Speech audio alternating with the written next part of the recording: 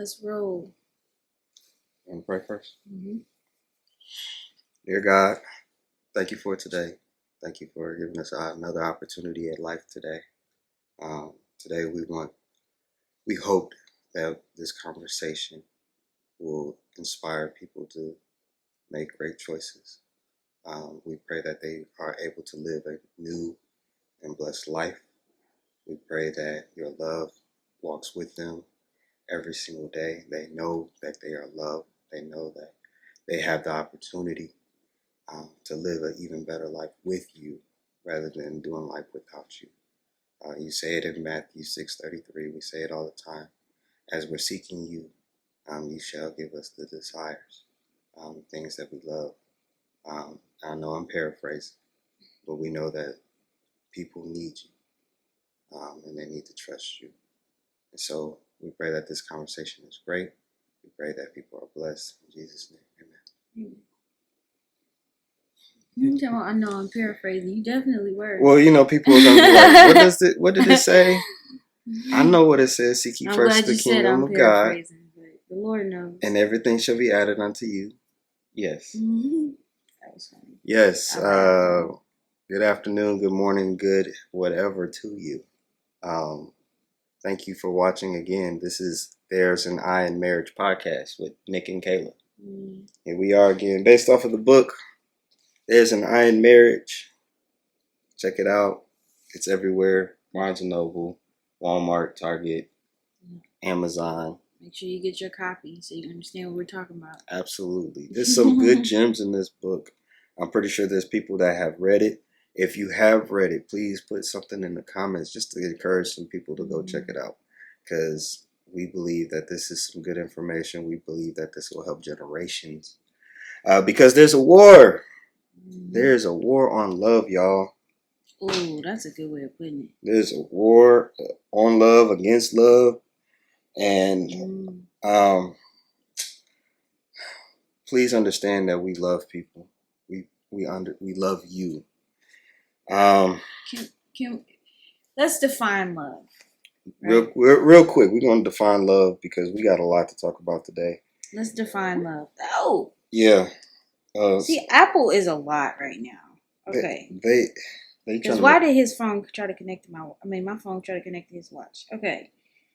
Love. Love is patient. Love.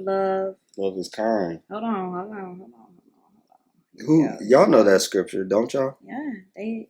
Yeah, we'll see. But if for those that don't,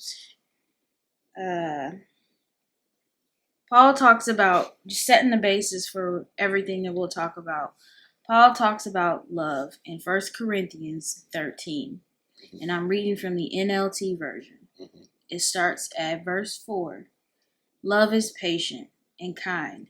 Love is not jealous or boastful or proud or rude. It does not demand its own way.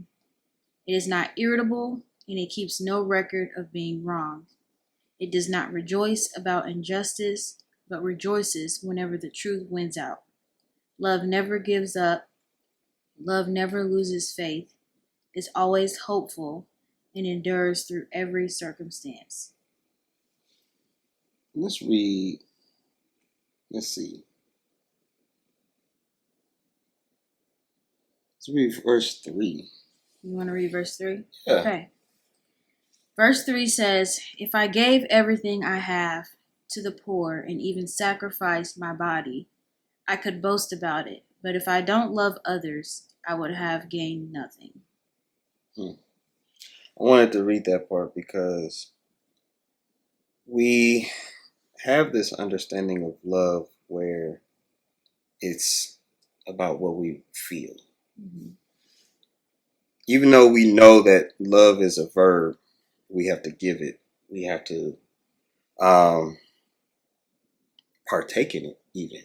But we don't understand what love can do for you as an individual and doing it the right way. I think from that verse when it said, if you're sacrificing and doing all of that, you could boast. But what's that last part?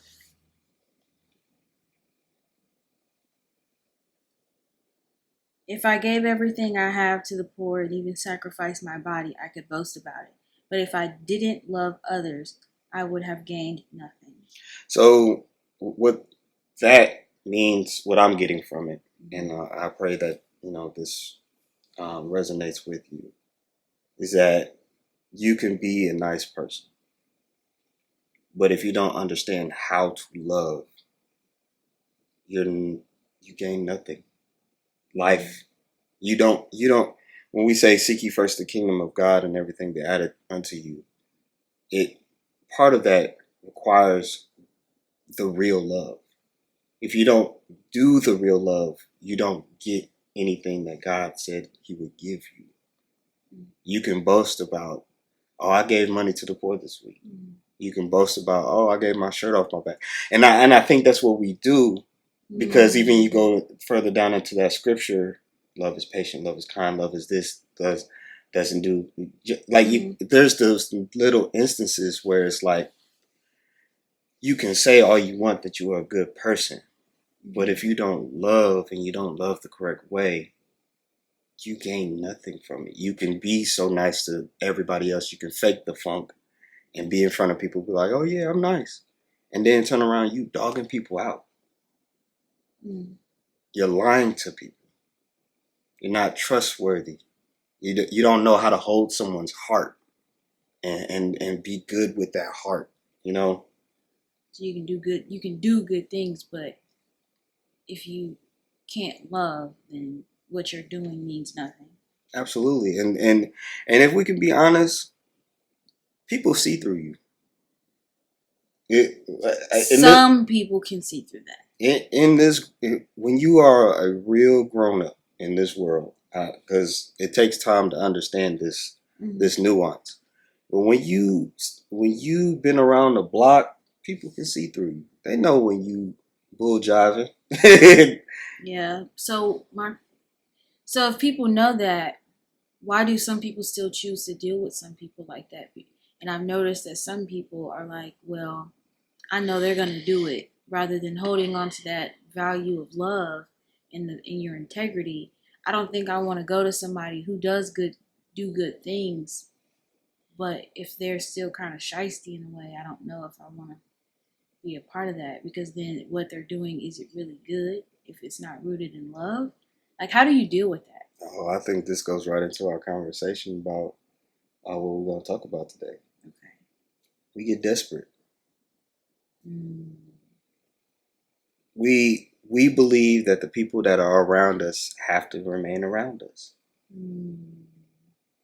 And we also understand that people are flawed. I am. I'm not perfect. Right.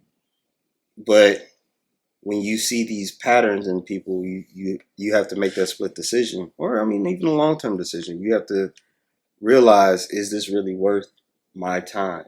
Is them hurting me, doing wrong by me, worth my time? But then also, what are you giving back?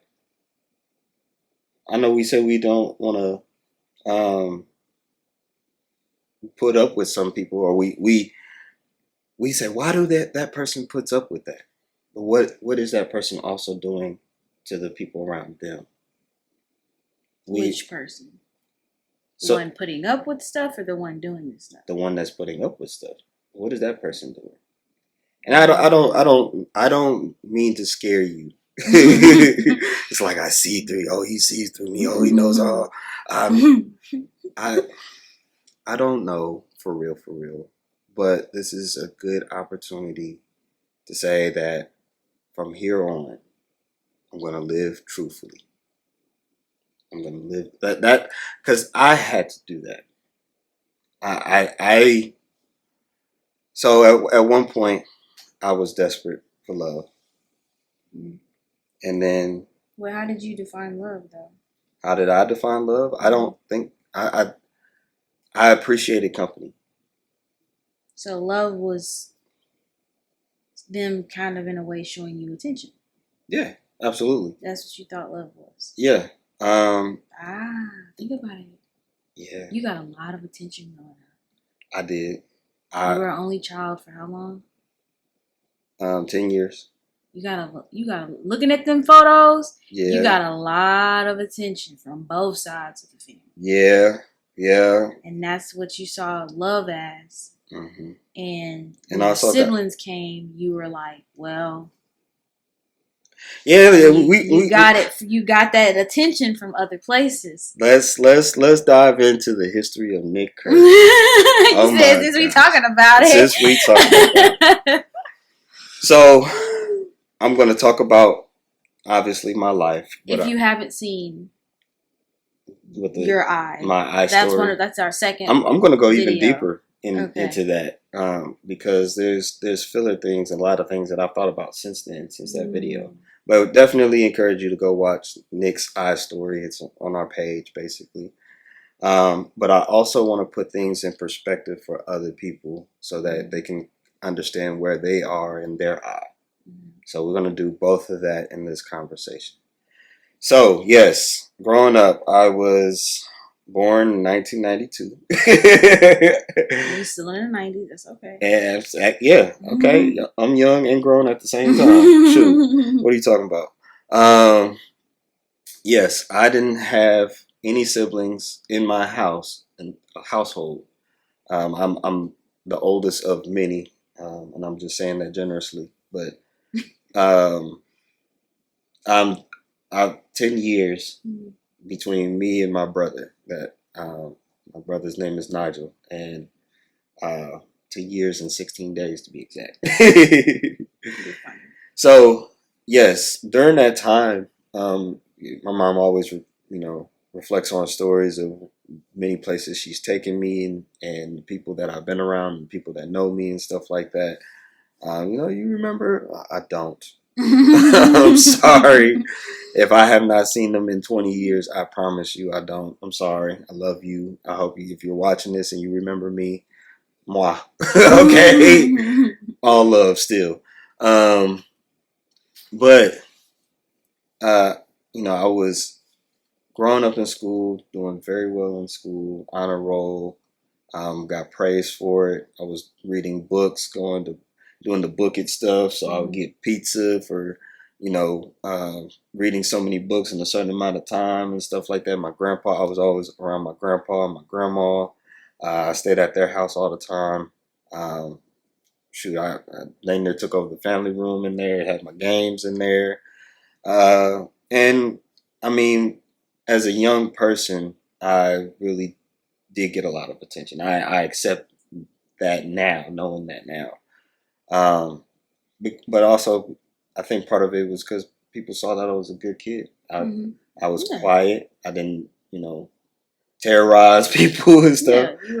So they appreciated my company, and in a way, I appreciated their company too. Sometimes I consider myself as an introvert, but I do appreciate company. I do appreciate having people around. So for those thinking that this DJ is some crazy extroverted person, sometimes I need my space. So explaining that part. But yeah, when I became 10, my brother came around. Obviously the attention shifted to him. And then I had another sister, 11 months.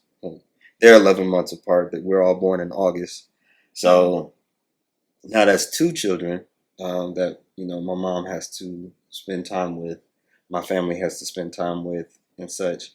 And so yeah, over time I started to retreat into my family room at my grandma's house. Just playing the game if I didn't have to take care of my siblings by any means. As I got older and took on responsibilities at home, watching them, changing diapers, so on and so forth, because I cared and I loved my mom, I did that. But I wasn't going out and spending time with friends like that. I wasn't, really being talked to about dating practices either. So when we talk about, this space in my life, I guess I did start yearning for attention. And also, as puberty is happening, I was probably a late bloomer, if you want to call it that. I was shorter. I was not very, you know, sociable at the time. So I did start seeing girls and thinking they were pretty and everything, but I got turned down. Mm. And so I guess that's a crucial cross in the crossroad where it's like, okay, who am I to other people? And, where am I going to get this attention from? And so uh, I started watching porn. That's about the same time, middle school. And then really didn't have a girlfriend until high school. And so when we're talking about this conversation about being desperate, I think I developed that lover boyness in between that time frame. It's like I saw my mom wanting to be loved. We watching all these different movies, and you got Disney movies, you got these grown-up movies, all these different ideas of what love is. Mm-hmm. And it's like I wanted to feel that. Mm-hmm. I wanted to feel what Neo was singing about in his songs, and Usher and whoever else was out there at the time, Joe and yada yada. I wanted to feel that. I wanted to feel like I had someone that would stick by me through thick and thin, and live a beautiful life. And so, yeah, I tried dabbling in relationships in high school. They didn't obviously work out, but I carried that same energy into college too. And that's when it kind of got worse because, and it all worked out, thankfully, and I'm thankful for God, being able to show me what life is really like.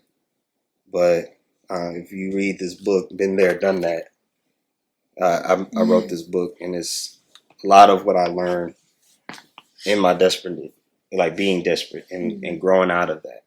But to make a long story short, I definitely was desperate because I didn't have the attention that I wanted. And moving away, even though I wanted to move away for college, I wanted to get away from Fort Wayne. Love the city where it is now, but it wasn't for me then. I needed attention. I wanted companionship. And so a lot of phases of my college life, I always had someone around. I had friends around, I had girls around, friends that were girls. Mm-hmm. I like the attention, and people reciprocated. And it's not that I didn't love them or wanted to support them by any means, but it's what you thought love was. That's what I thought love was. And we all want love, and when we come up with our own definition of love, or it's fed to us, we crave it more because we think it's love and it's satisfying something. Mm-hmm. Mm-hmm. I want people to chew on this for a hot second.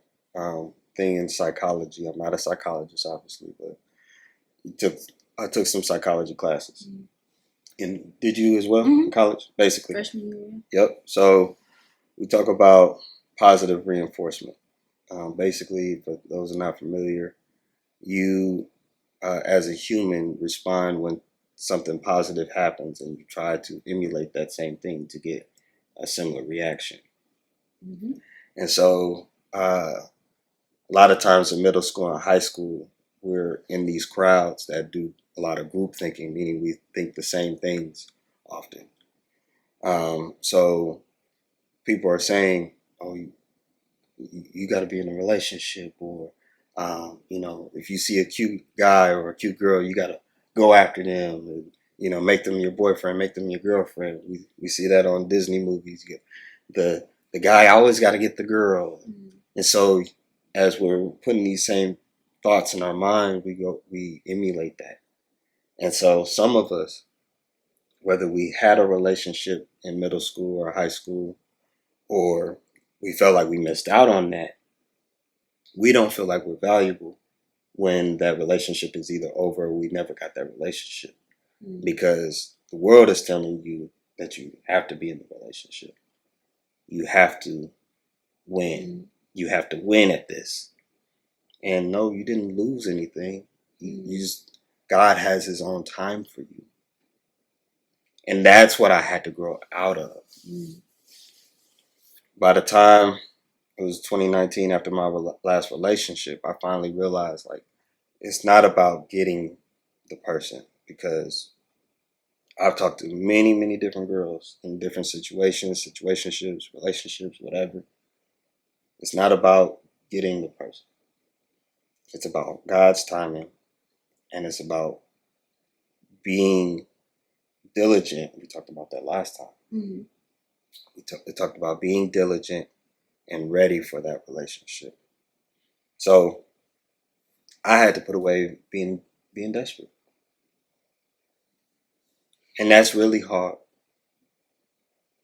I'm be honest with you. It's really hard because we in our society have not really understood how God shows up for us.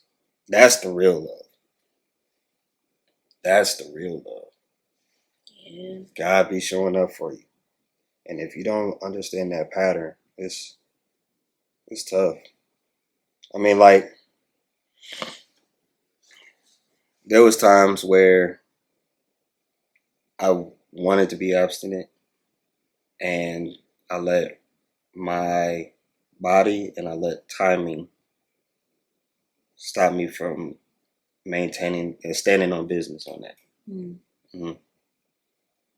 There was a girl that I thought was cute, or I had a crush on, and it was like, yeah, let me go after that. I didn't have to go after that. Not in the manner that I did, that I was used to. I led with my emotions first. I led with my body first. Hey, what you want? Just having a casual conversation as we think. But the whole time I had no plans for that person. I just wanted to get with them. Be honest with yourself. How many times you wanted to be with someone, but you really didn't have plans for them? You wanted the companionship, but you had no business being with them. You like the imagery of you two being together, or the idea, and you really didn't have a plan to like sustain it. Or honestly, you just didn't ask the right questions in the beginning, and the relationship, because it was dictated on emotions and hormones, it went the way it went, and it went south. Because you both were desperate. Right. This is why we talk about asking those right questions in the beginning of your relationship. Talk about finances. Talk about your purpose, your career. Talk about how many kids you want. Talk about where you want to live. But what about the people that you hold people accountable of these things that do know this stuff, correct? So then they can fix those ways. They know that they're desperate. They know that their actions aren't leading to the route that they want to go. But what about the people who truly believe that what they are doing is justified and like it's right? They just simply don't know. Like, no one has opened their eyes this far. Unless you're watching this. And I pray that your eyes are being opened. But what about the people that are on these TV shows that are like just out here and they just don't know? They just going about life willy-nilly thinking that what they're doing isn't bringing destruction, or that I'm not desperate. But they haven't sat down long enough to look at their actions and their choices and where they are in life. Give me a second to formulate how I want to say this, because I have love for y'all. Truly.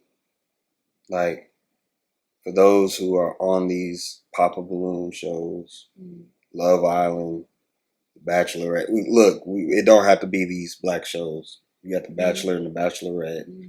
You have, was it Big Brother was kind of a weird thing too at some point? I didn't watch it, but I've heard people have dated. Yeah. I mean, I think we all are seeking some sort of attention Mm. in some shape or form. We are like, because what are you going on that show for? There's people that go on Pop a Balloon. Are you really ready to date, to marry? Because some of the things that y'all say, y'all ready to tear down the people that's trying to get to know you. They Actually, really be tearing people down. Like, they really be coming at each other's throat. And it's like, what you come here for? you said you wanted to get to know someone, and the first thing you have coming out your mouth in the first 10 minutes Something is, negative. "I'm sorry, that's not how you make friends. That's not that look. That's not how you make friends, let alone a relationship." Mm-hmm. Yeah, It breaks my heart. I don't watch it, but I've seen clips. I've seen clips And too. it's like, what? Yeah, You go on Love Island. I have no clue what Love Island even is. me neither. Apparently, it's love on an island. Like, can I be honest and be oblivious? And y'all probably are judging like, you haven't watched it. How can you? We don't watch it. Love and hip hop. Why do Too these much. shows have the word love in it? And there's so much drama. That's what gets me. I've never been interested in love and hip hop. I've seen clips, obviously. I got the gist of who's been on the show at some point of their career, whatever. And also, I give grace to these people because we all learn in the middle of it. These people, You hope they are. I don't keep up with celebrities. Don't tell me about anybody's business because I don't have the capacity to. But for the ones that really get on the show and been through a little bit, and this was like, you know what, I grew up. And left the show, yeah. Left the show, or I'm just going to be handling business. Like every time you see me, I'm just doing business on the show. Shout out to you because I'm aware of that part. Let me put it that way. I'm aware that some people grow up, and I'm proud of that. I'm proud of you for realizing what's not for you. But yes, like people get on these shows, and they get grouped up with people that they may not have never had meant to have purpose with each other. If we're being honest, and then they get in these relationships, they cheat on each other, all for what? And cameras are watching at that part. It's one thing to, and I'm not condoning cheating at all, but it's one thing to cheat and nobody know. It's another thing when it's going to be it's TV. going to be broadcasted, and you still make the decision. Yep, I'm going to do this. See, like they're going to see this eventually. Like see this. And to add to the point of wanting attention, some of us, we get attention from one person, but we feel like the attention from somebody else is going to be greater. It's that itch that just can't get scratched. You in a relationship right now with someone, but you think about somebody else. Because you think the attention that you'll get is going to be better. And if I'm being honest, this is the perfect time to go to God because this is the war against love. This is the war against love. You gotta be content with what God gave you. Seek Him first, and everything should be added unto you. The way that I think about our love is so different than what I had in the past. Like, I'm thankful for you. I am, because I sought God first. I wanted to be a good husband to you. And newsflash for people, you don't know how to be a spouse until you really ask God about it. You don't know. You know how to give someone some company. You know how to spend time with someone. That's not hard. You learn that in elementary school. As soon as you start getting around people, you know how to have fun with other people. That's easy. That's easy. But to intentionally listen, to love without fault, to what he say, to not push your own way, to not boast, to not be irritable. Cause shoot, if I'm being honest, I have times where I'm like irritable because you're not moving the pace that I want you to move, or you're not doing something the way I'd want to do it. But it's like I have to check myself. Like, no, that's not right. Calm down. Be patient. Do you have headaches when it comes to relationships, like in your dating life or in your marriage life? Like, do you have questions when it comes to marriage and what does that even look like? Or are you having a hard time getting married? Like, ugh. Well, if you do, we have the solution for that.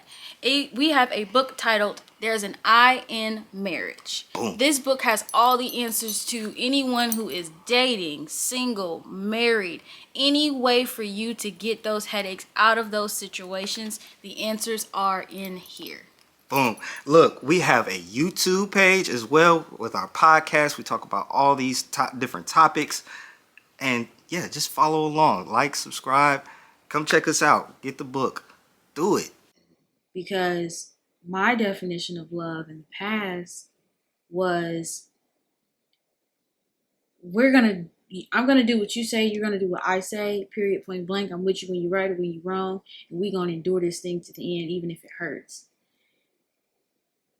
That's partially true. With marriage, you should endure. You should continue to be selfless and love each other the way First Corinthians 13 says to. But if you're doing it in a controlling way, and it's in a way that is negatively impacting your mental, I think the way I grew up with the definition of love, it was very confusing and it messed with my mental. Because you tell me you love me one minute, but then you do something else completely the opposite of that. That really hurt me. That's confusing. Yeah. If I'm sitting there and I'm quiet and I'm hurt and I don't have the words for it, you think that what you did an hour ago didn't hurt me, and you bringing me a plate of food or asking me, do I want to go to the store, is an apology. No. That's not an apology. Mm-mm. That's not love. But the way I grew up, that's love. We gonna keep pushing. We gonna keep trucking. And we not gonna talk about it. We gonna push it under the rug. But then when we do talk about it, we gonna yell and scream and fight. And then we gonna be like, all right, what we having tonight? And we still haven't resolved anything. That confused me growing up a lot. Until I got around other people who were from different cultures, different backgrounds, grew up differently. It was like, okay, y'all. Like this, let's figure this out. And that's where I started to get a hold of listen to the other person. Don't just voice what you have. Mm-hmm. And even if you still feel a certain way, you still should listen.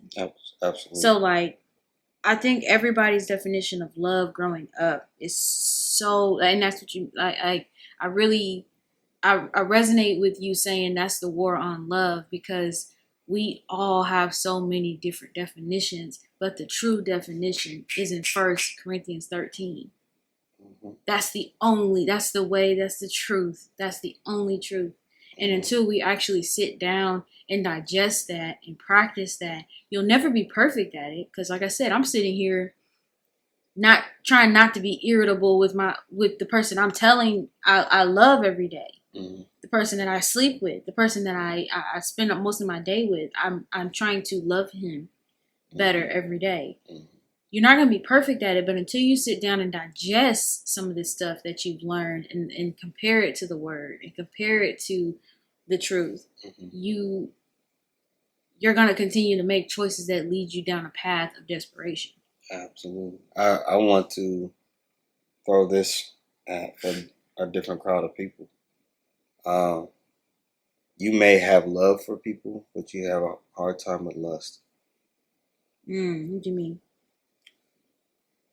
You're not a bad person. You genuinely care for people's well-being. But when it comes to, and I'm speaking from my personal past, when it comes to the excitement that you get from seeing a beautiful person, another beautiful person, all all of that kind of goes out the window because now you're in pursuit mode. You're in pursuit of that. That sounds like self-control. It is a thing of self-control that you have to master. And this is why I say you got to be careful, because in my situation, I sought attention.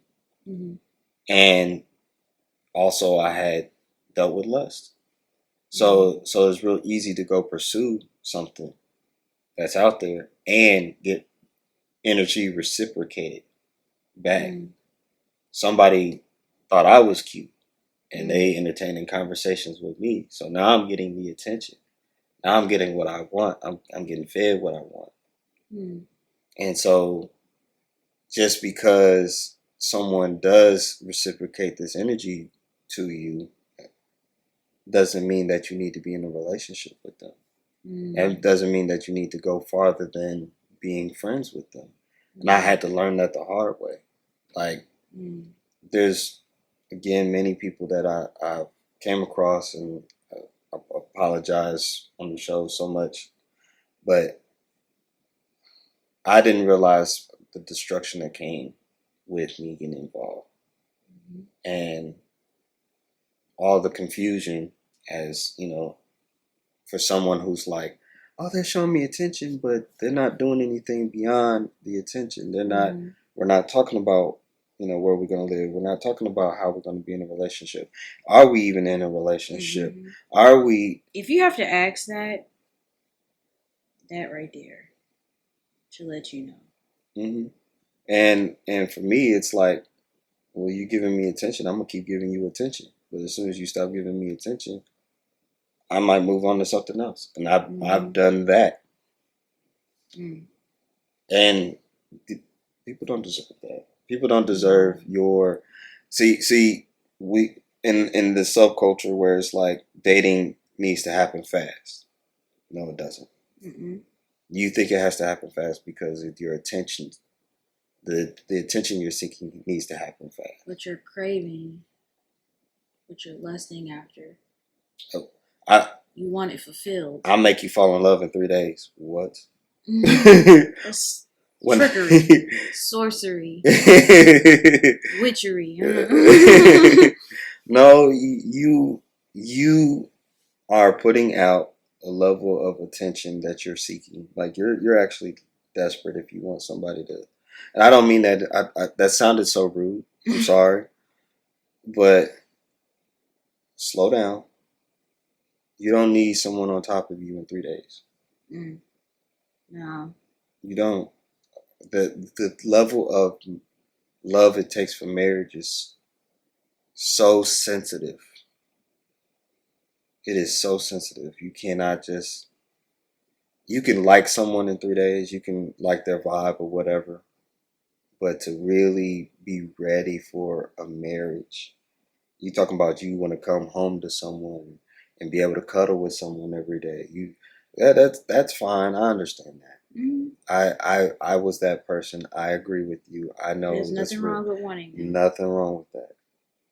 But when it comes to the things that we've just been talking about, like understanding your partner beyond sex, beyond the romance, beyond flowers, beyond the cute dates, beyond wearing something pretty so you can feel pretty, so you can show the world that you're pretty. It's beyond that. That's what these shows distort. You go on Love Island. I haven't watched not one episode, but I'm pretty sure that people on the show look pretty. The energy is being reciprocated. You're probably telling them, oh, she's pretty. Like you said that out loud, watching the show, and they can't even hear you. I've seen pictures. I haven't seen clips. But I saw there was like a photo of like people standing on each other's necks or like shoulders, like they were like, I don't know, you know when you put a kid on your shoulders, it was like that. And then they were kissing the other person that was on the shoulders. I was like, what is happening? Somebody captioned it like, what are they doing on Love Island? I was like, yeah, no.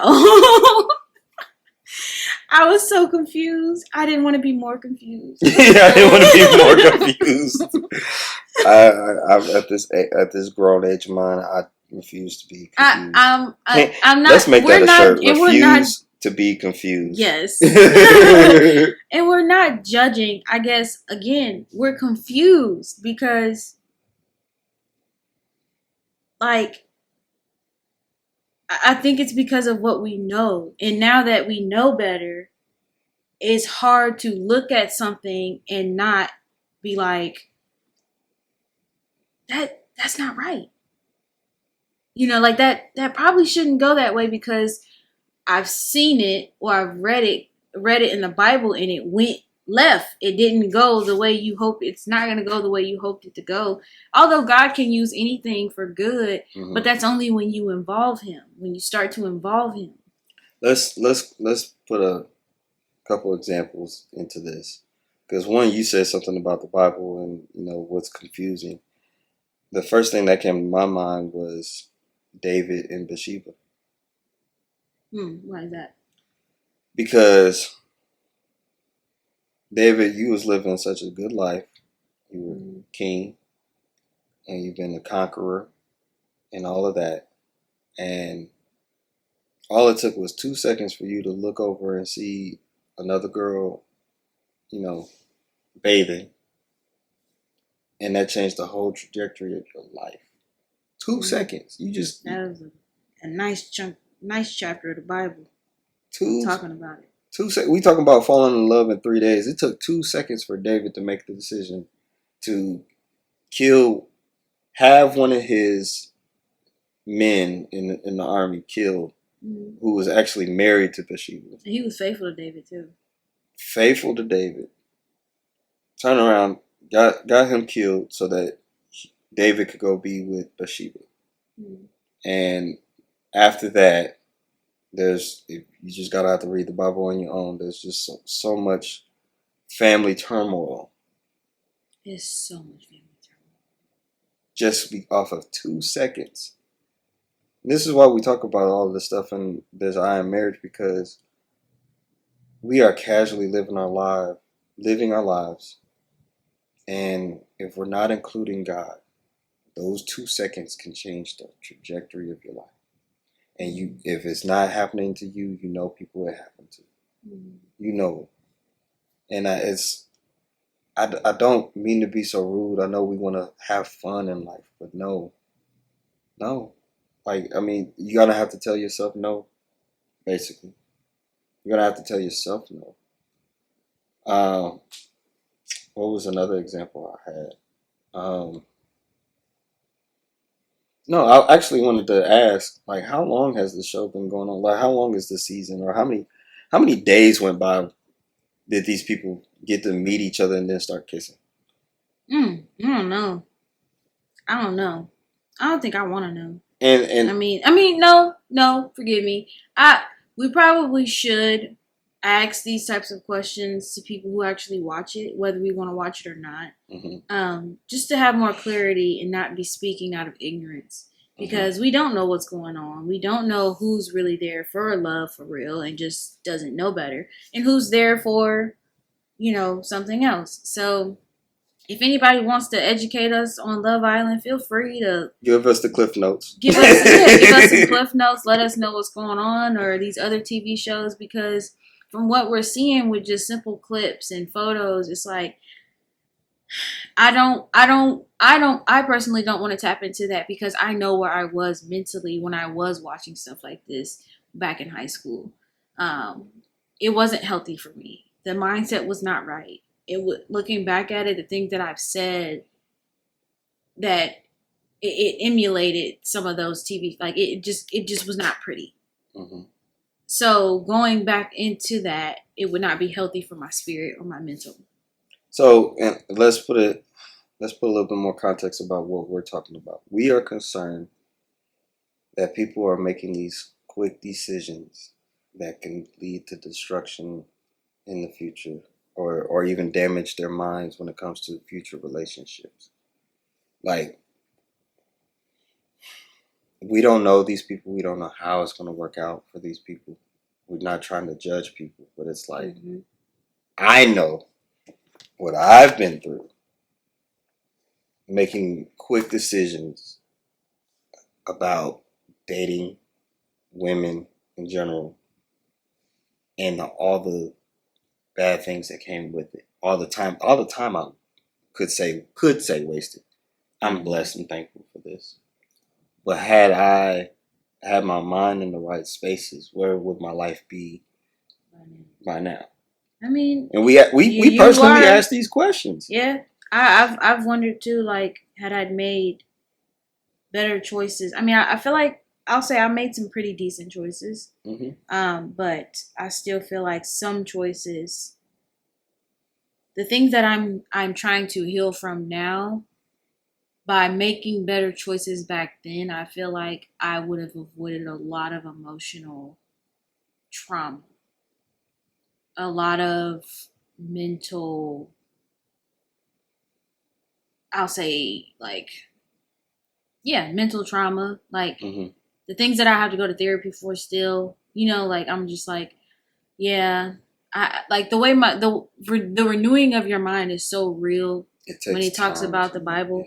Yeah. Like, you can avoid so much trauma, and it'll help. Like, if you make better choices, if you made better choices, if you slow down and spend time with God. Mm-hmm. So, what I'm also wanting to show as an example is when we were dating. How many? It took me what 2, 3, 4 months. What? Before I kissed you. It was a while. It was a while. Mm-hmm. I wanted to really be her friend first. Mm-hmm. And to see people, again, I've been there, kissing at first sight, whatever. I'm not going to sit here and say, glance. Yeah. But what does that do? Where does it? What does it confirm? Yeah. What does it confirm? What does it confirm? I don't think I've ever. That's a great question because Have we're talking I about ever kissed anybody on first glance? We're talking about being desperate. And and that's an honest question. Like, give us some insight if you can, if anybody can. Like, what does that do for you? I think for me at the time, it was like, it was a goal that you wanted to. It was a short-term goal you wanted to accomplish. I thought she was pretty. I thought she could do something for me, and it was a short-term confirmation. Like, yes, I am handsome enough to be in your presence and to be kissed upon. Yes, ego thing. What about for a woman? Same thing for a woman, I believe. Oh, that man is so fine. I finally got to kiss him. That's how I feel about you. I made you wait. I know that was random. But, like, I guess, yeah, thinking about it that way, but we're married, so I mean, I don't really know how to really correlate, but I guess I understand it. Like, yeah, he's fine. You have, I mean, we all have these questions. Like, okay, go back to middle school and high school when you had your first kiss. It's like, did this person have feelings for me? Okay. Does this person have feelings for me? You thought it was love. It confirmed love, maybe. This person. Wow. Okay. Let's put things in perspective, guys. The first kiss you had, answered, did they have feelings for you? But that never answered, do they love you? When you are being or when you are given the opportunity to kiss someone, especially early on, the only thing it can confirm is that they have feelings for you. Does it though? When we say I have feelings for you, that means that I think you're attractive. I like being in your presence, and we can hang. We can hang. Do this again. We can hang. We can do this again. Them the three things that it confirm. It don't confirm, do they want to live with you? Do they want to live in the same city as you? Do they have a job that you actually are accepting? Like, do they even know your government name? be at a college party, you be kissing somebody you really don't know. You don't know. All you know is their name. I'm is not T. condoning that, but been there. Don't even know their middle name. Don't know their birthday. Sometimes you don't even know their first name. All you know, like when I went out of town with my friend, I was telling people they were like, "What's your name?" Like people in Kentucky are so freaking friendly. It was almost strange. Like I've never been around so many people who are so friendly. But Where'd you everybody, Kentucky, Louisville. Okay. For And context. for people who didn't know. Hi Louisville, if you watching this. What's up? But basically, like people would say, my name's such and such. What's yours? I would say KC. I would just give them my initials. You see what I'm saying? Mm-hmm. Like people don't know. Most people don't know our first names. So yeah, if you have feelings for someone, that doesn't confirm love, because love, like we've already said, is a verb. And how are you presenting that? Because God says, so then here's my question. God says we should, yeah? You know where I'm going with this? Go ahead and say it. Let me, I think so. God says we should love our neighbor as we do ourselves. Okay. How do we do that? Love is so complex. I'll tell you what you shouldn't do. You shouldn't kiss them if you don't know if you really want to be with them. Because you're distorting love to them. You're lying to them. I that sounds so rude, but like you are. If you don't know, and this is what I've had to learn. Like this is why that's why you take your time. I didn't want to kiss you early on because I wanted to make sure I knew I loved you. I didn't want to kiss you and then we break up. I took it serious. I took kissing like it was like sex. It was like abstinence. Like I did not want to get you all hyped up and then just kiss you and then up it's all gone in the wind. Yeah. I'll say I'm glad you didn't. I'm glad you didn't, because my views on all that stuff was not like yours at the time. Mm-hmm. I didn't think kissing was a big deal. We generally don't. We watch it on TV every day. Every day, somebody's kissing somebody somewhere on TV. We watch them music videos or whatever. I mean, people watch porn. Like everything is distorted now. Like to kiss someone means you got close enough to be in proximity. You got close enough to understand that you have attraction to each other, and that's fine. It is like it's okay to be attracted to each other, but to then turn around and just be kissing willy nilly. There's girls that I've kissed, obviously, and we're not together anymore, and it's like, what the heck? Like, well, we just wasted time. You could have just, you're lying to me, like, because kissing to a lot of people means we're gonna go forward. We're gonna be doing this for a while. But then you have people out there that are kissing just to be kissing. Everybody look good, and I just want to kiss on everybody.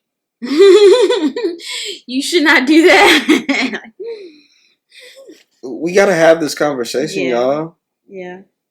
I'm not judging you. You know you and your story, but like, how many people you kiss? You was like that was just for fun. Now, why is it fun? Because you can. You grown, and you can. And if somebody's giving you that attention, I accept. And see, this goes into a deeper conversation about having sex before marriage, because we talk about we're two consenting adults. Granted, I think a lot of times we miss the tying of souls. Sex is deeper than what we as humans, we don't always see it as something that deep. We see it very superficial, like because the world has made it very superficial. Sex is very deep. The joining of souls is something very spiritual behind it. When you get in that space with someone, when you get to see them naked, when you enter their body, that is going to be a shared memory between the both of you for the rest of your lives. And if one of them is not conscious, that is utterly wrong. But that is still a shared memory. Somebody between the two is going to remember. Yep. And even if you suppressed it, if you see that person again, You know. and they bring it up, you're going to remember. You just be in the same room with that person. Mm-hmm. I've been in rooms, and it's not a pleasant feeling Mm-hmm. because you have so many things that run through your mind when you're in the same room with that person that has a shared memory with you. You don't know what to feel. That's the simplest way to put it, because you might have feelings of, do I want to do it again? Mm-hmm. You might have rage, Why did they text me back? disgust, shame. They don't it's love so me? many things that run through your mind. Why are they with someone else? They were with me. Mm-hmm. I wasn't good enough. Yeah, a lot of things run through your mind, and then you have to heal from that later on. So if you can avoid it, avoid it. This is why we're talking about being desperate, because the positions you put yourself in, because you made a decision within 0.2 seconds. They're cute. I'm going to pursue them. No, they have kids. And you love people with kids, but some people are not mentally ready to handle another person in their life. Mm-hmm. But you have to sit down and realize that for yourself. Yeah. This is a very complex topic, and And please don't let anxiety help aid you in making those fast decisions. yeah, Seriously,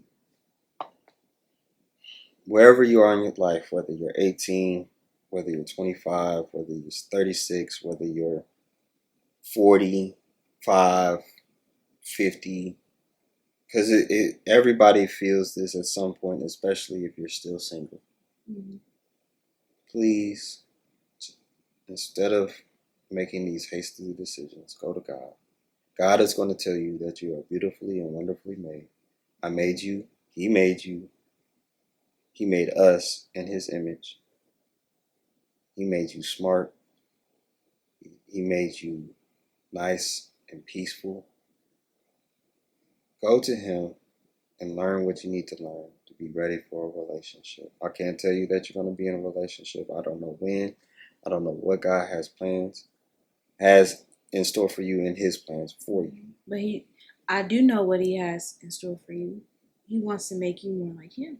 Mm-hmm. He wants to transform your heart, and He's gonna do that in multiple different ways. And for me speaking, I know that He is using our marriage to transform my heart.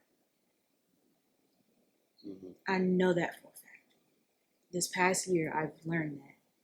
So, however, I think and a lot of times God puts us through things, or rather allows us to go through life and experience some things, is because, first of all, free will, and that's a really big thing as far as when it comes to love. Like, He's given us free will. That's love. That's a gift.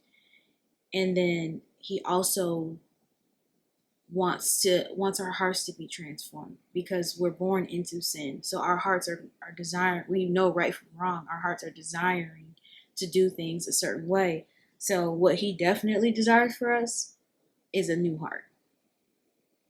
Absolutely. So however He decides to do that, I pray that you desire to have a transformed heart and a renewed mind more than you want marriage, more than you want that job, more than you want money.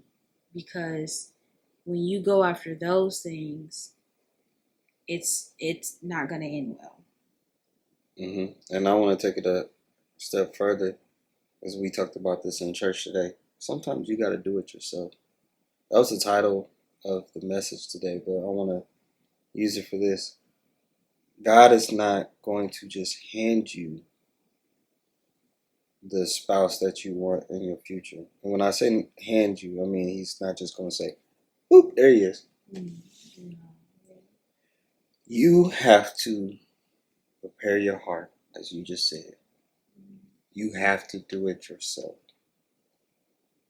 You have to be ready when he calls you to be ready. It's like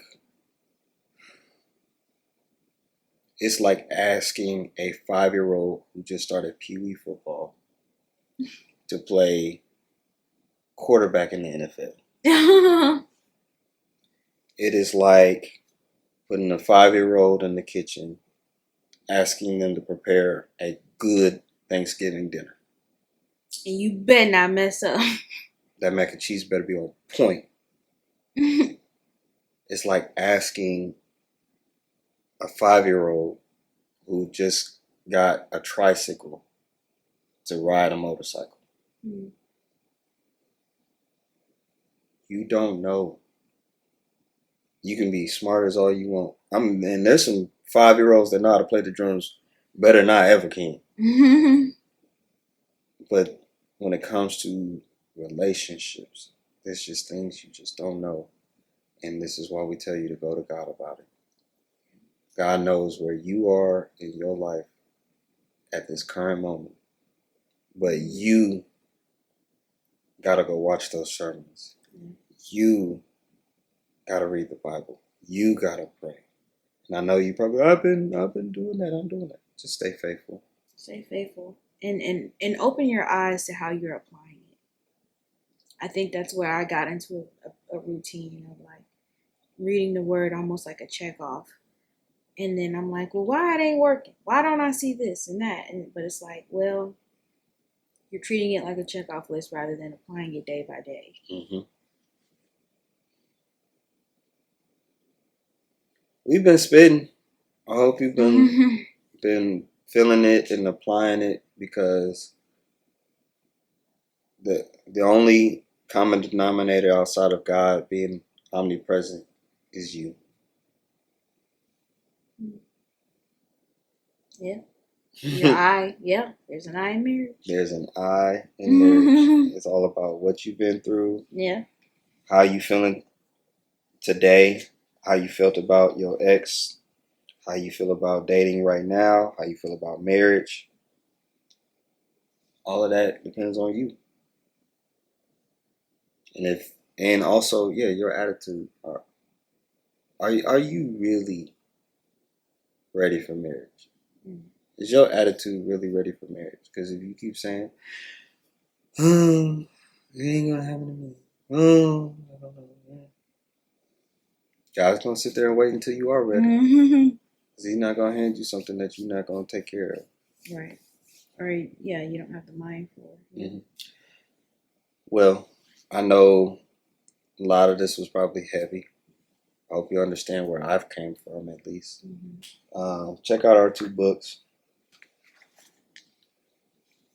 Been there, done that. And this is what I want now. This is the story where I changed. I realized I wanted to change. I realized that I needed to do it myself. In the back actually says, was it worth it? Did you get what you really, really want? That was the question. That's good. I had to ask myself. I read this when we were dating. Oh, Lord. Y'all, the person in this book and the person in this that helped write this book is 2 different people. I don't know who. It's the same. It's Nick Curry that wrote it, but I don't know. It might have been 2 of them. No, in this book, for real, this is a book full of gems about dating and marriage, especially marriage. Understanding what it means to change and be ready for it. We talk about change a lot in this book. I know we probably heard about it, but if you really understand where you are and you realize that you need to change, this is a good Kickstarter. Please look beyond what you see. That's what it says at the bottom of the book. Please have crazy faith. That's what my shirt says. Look beyond what you see. If you feel like dating is terrible, dating pool is terrible, whatever. Look beyond what you see. God is bigger than that. Our God is bigger than whatever you're feeling right now. It is. hmm He is. He is. Absolutely. So, yeah, we're going to get off of this podcast. We love you. We hope that you have a great week, a great month, a great year. Write down your goals. Write the vision, make the plan. And again, we love you. See you next time. Tell a friend. We'll be back in 2 weeks. Bye-bye.